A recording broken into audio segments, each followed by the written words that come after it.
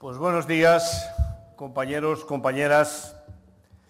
Buenos días a la representación empresarial que nos acompaña. Buenos días, ministra, bienvenida. Quiero agradeceros a todas y a todos vuestra presencia aquí.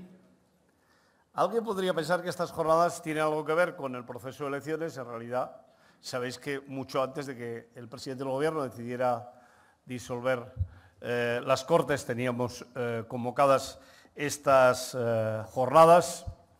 La vida sigue. A nosotros nos parece importante además que la vida siga y que además cada día tengamos la oportunidad de aprovechar el tiempo, que no es tanto, para poder ir poniendo al día y trabajando más aquellas cuestiones que más nos preocupan. Soy plenamente consciente que estoy en la organización del sindicato donde las trabajadoras, y digo las trabajadoras porque es un sector muy feminizado, y los trabajadores estáis en una situación de más dificultad desde una perspectiva general.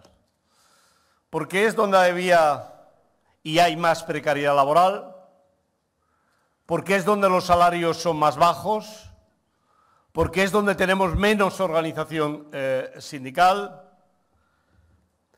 porque son los sectores que en muchos casos han ido creciendo en los últimos años a partir de los concursos públicos.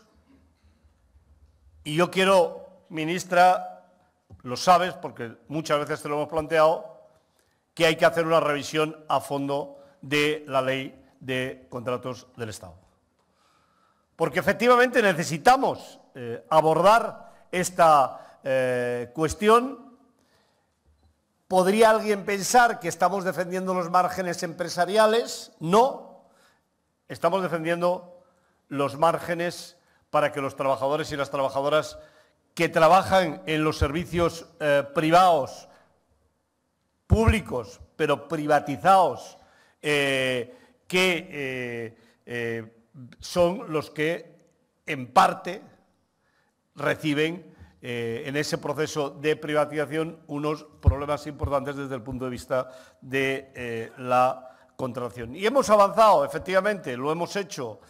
Hoy hay muchas empresas que subrogan a los trabajadores, casi todos los convenios colectivos subrogan a los trabajadores y a las trabajadoras de las contratas, no todas, pero parece evidente que tienen que ser todas, y seguramente que esa es una de las cuestiones que tenemos que discutir. La desindexación, o sea, el aplicar los aumentos de los convenios, el coste de la vida a las contrataciones, tiene que abordarse con todo el tiempo necesario, con toda la progresividad necesaria. Pero tiene que aplicarse. Se lo está comentando Antonio a la ministra Montero. Ella sabe que además este es un tema que tuvo un debate con ella y con el presidente hace unos años, porque a mí me parece que esa es una cuestión que tenemos que abordar. Seguramente que en una situación de crisis era más complicado, pero en la próxima legislatura esta es una de las cuestiones que tenemos que abordar porque son muy importantes para poder mejorar las condiciones de las y los trabajadores de los servicios privados. Pero esta y más cosas que quedan pendientes, que nosotros queremos que se aborden, por ejemplo, la jornada laboral. Hay que avanzar hacia las 42 horas y avanzar hacia las 42 horas quiere decir encontrar un punto en las 35. Perdón, avanzar hacia las 32 horas, tienes toda la razón, quiere decir poner un punto en las 35. Siempre se me escapa esto. Quiere decir poner un punto en las 35. Y compañeros y compañeras, desde el año 84, que un ministro de Trabajo socialista, Almunia, por la vía legislativa, se decretó la jornada laboral de 40 horas semanales, la jornada laboral no se ha vuelto a tocar en términos legales. Y ese es un tema que hay que abordar porque Si bien es cierto que la media de la jornada laboral en España está en torno a las 37 horas y media, la media, no es menos verdad que vuestros sectores, la inmensa mayoría, continúan las 40. Porque forma parte de esos sectores donde es tan difícil, por la vía de la negociación colectiva, poder avanzar, porque hay poca organización de los trabajadores y las trabajadoras. ¿Y por qué no decirlos? Porque nos hicieron una putada inmensa con la reforma laboral cuando acabaron con la ultraactividad de los convenios, que nos ha impedido avanzar durante estos últimos años. Y podría seguir, pero vamos a tener ocasión de discutir en el sindicato cuáles son las propuestas que desde la Unión General de Trabajadoras y Trabajadores vamos a plantear de cara a las próximas elecciones. Ahora, a mí me gustaría que todas y todos vosotros os hagáis una pregunta. ¿En qué situación estábamos los trabajadores y las trabajadoras de los servicios privados hace 3 años, hace 4 años, hace 5 años, y en qué situación estamos hoy? Porque corremos el riesgo de solo ver lo que nos falta y no ser capaces de analizar lo que hemos avanzado. Y compañeros y compañeras, a pesar de la crisis financiera y las reformas que conllevó la crisis financiera, a pesar de la pandemia y todo el parón que hubo durante la pandemia, a pesar de la guerra de Ucrania, el avance que los trabajadores y las trabajadoras en general de nuestro país y especialmente de los servicios privados hemos tenido es extraordinariamente positivo. Pensarlo. No solo vosotros, que vuestros compañeros también lo piensen. 3 millones de personas, que más del 50% son del sector privado, de los trabajadores de los servicios del sector privado, tenían un contrato temporal y hoy tienen un contrato indefinido. Hay una parte muy importante de las trabajadoras y de los trabajadores de nuestro país que tenían un contrato temporal y hoy tienen un contrato indefinido fijo discontinuo. Y como el fijo discontinuo es el contrato que más polémica intentan situar sobre él, os quiero decir, compañeros y compañeras, que para nosotros es fundamental el fijo discontinuo. Sin fijo discontinuo no hay contratación indefinida en un país como el nuestro, que tiene una parte muy importante de su actividad que tiene que ver con el turismo, que tiene que ver con la agricultura, que tiene que ver con el trabajo de temporada. Y hay quien no quiere que se consolide el fijo discontinuo. Sectores de la patronal que no lo querían en su momento, porque lo que quieren es explotar a las mujeres y a los hombres en la agricultura, porque no quieren que se ordene el trabajo en la agricultura. Y para la agricultura y para la España vaciada, el fijo discontinuo es un elemento fundamental. Si somos capaces de poder, en entornos rurales de agricultura importantes que cogen temporeros, si somos capaces de poder asentar trabajadores y trabajadoras que trabajen y puedan enganchar en más de una temporada, de más de una actividad agrícola o industrial proveniente de la agricultura, compañeros y compañeras, estamos empezando de una manera práctica, real, visible, de acuerdo con el entorno, estamos empezando a asentar trabajadores y trabajadoras. Pero de cualquier manera, no os olvidéis del paso que hemos dado con la negociación colectiva, no os olvidéis del paso que hemos dado también en este sector de manera muy importante de la prevalencia del convenio del sector sobre el convenio de empresa. Las multiservicios hemos sido capaces de ponerles el pie. Hay tantas cosas que podría estar durante un largo tiempo hablando y concretando. Y compañeros y compañeras, los sindicatos, hemos dicho la semana pasada que queremos que se hable de eso. Queremos saber qué va a pasar. ¿Cómo es posible que alguien se extrañe que queramos saber qué va a pasar si resulta que en el Congreso de los Diputados todas estas votaciones de estas reformas han pasado por los pelos? Bueno, en algunos casos gracias a San Casero, porque si no fuera este señor que se equivocó, no se hubiera aprobado la reforma laboral. Por cierto, ya que se habla tanto de Bildu, ¿recuerda a alguien con quién votó Bildu contra la reforma laboral? ¿O qué pasa? ¿Que el voto de Bildu es muy malo para los derechos de los trabajadores y es muy bueno para defender privilegios de unos pocos? Ya está bien. Ya está bien, compañeros y compañeras. No pasa nada porque Bildu vote en contra de la reforma laboral y por una persona que se equivoca se apruebe. Pero está muy mal que vote por la reforma de las pensiones para que pueda salir adelante, porque entonces se coincide. Ya está bien de este juego. En este país los ciudadanos y las ciudadanas votan y el Congreso de los Diputados tiene que representar esa mayoría de clase, esa mayoría que quiere derechos para los trabajadores y las trabajadoras, lo tiene que representar el Congreso de los Diputados sin ningún lugar a dudas. Hoy todo eso está encima de la mesa. Las pensiones, que también puede haber quien piense, bueno, estas las pensiones, qué importante, qué poco importante es. Mirar, hemos conseguido dos cosas extraordinarias en las pensiones. Primera, la revalorización de acuerdo con el IPC. En el año 2023, con el sistema que había, los que no votaron a favor de la reforma estaban votando a favor de mantener el sistema anterior, las pensiones se hubieran revalorizado en el año 23, en una pensión de 1.000 euros, 35 euros al año para los pensionistas y las pensionistas de nuestro país. Con la reforma que aprobamos, se ha revalorizado 1.190. Imaginaros si ha cambiado. Parece razonable que digamos que queremos saber qué es lo que van a hacer con la reforma de las pensiones. Parece razonable que les pidamos a los grupos políticos que se presenten a las elecciones que nos digan qué es lo que piensan hacer.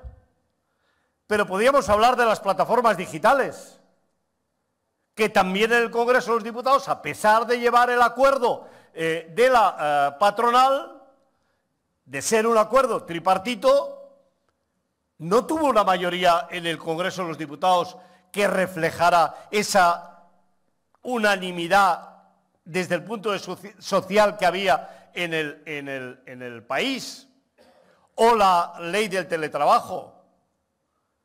Creo, sinceramente, que nos tienen que explicar qué es lo que piensan hacer, porque eso nos va a ayudar a los trabajadores y a las trabajadoras.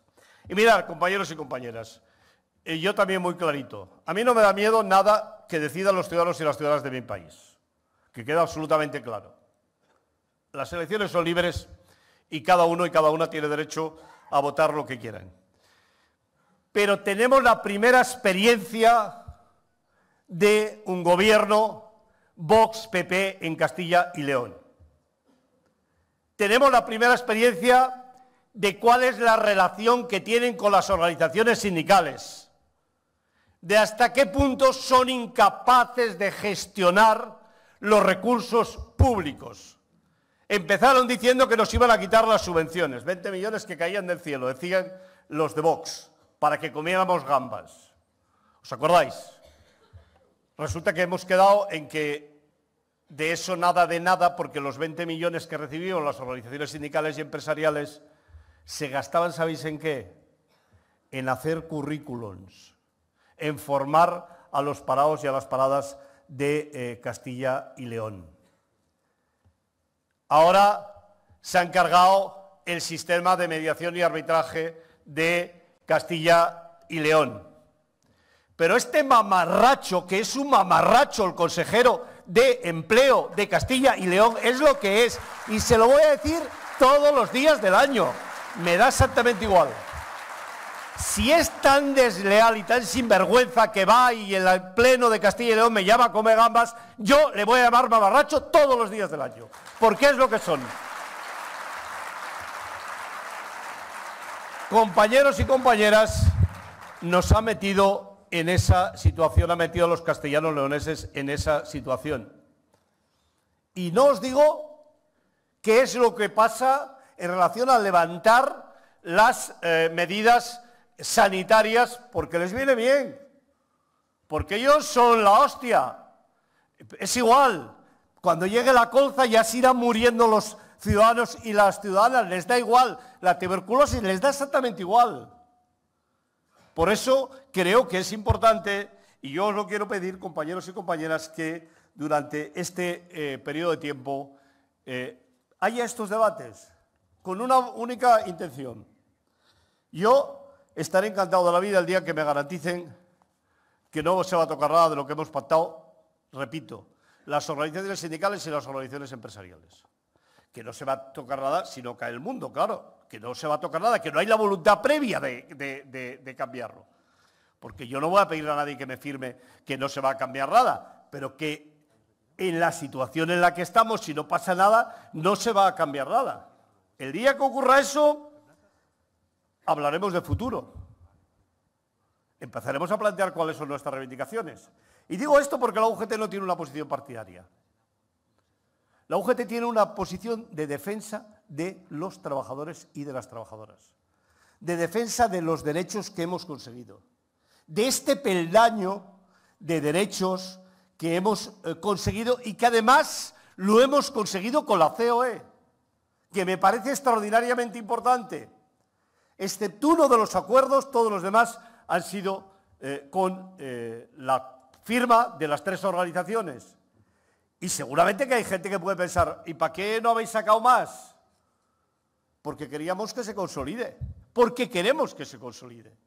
Porque un país serio, un país que es atractivo para las inversiones, un país que quiere ganar productividad, es un país que no cambia la legislación laboral cada vez que hay un cambio de gobierno. Es un país en el que hay un compromiso de los trabajadores y de los empresarios.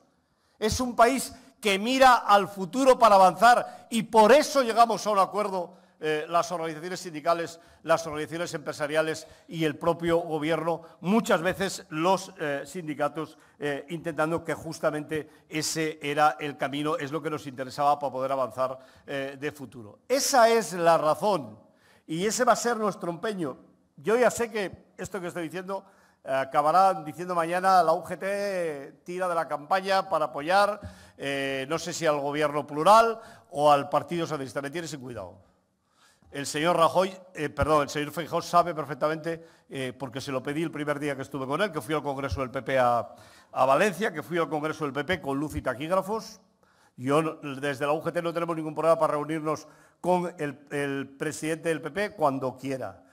Con luz y taquígrafos, porque nos parece que es normal, que es lo lógico. Yo se lo pedí en el Congreso de Sevilla del Partido Popular, que nos dijera qué es lo que iba a hacer para poder dormir tranquilos, porque yo con eso duermo mucho más tranquilo. Mirad, compañeros y compañeras, a mí me parece dramático pensar que todo esto que hemos construido durante estos años, con tantas noches discutiendo, con tantos días hablando, con tanto interés, en 24 horas venga un vendaval y vuelva a empezar. No me parece justo ni razonable que la gente que me ha encontrado en la calle, que me ha dicho tenía un contrato temporal, es la primera vez que tengo un contrato indefinido, estoy haciendo vacaciones porque no las había hecho nunca.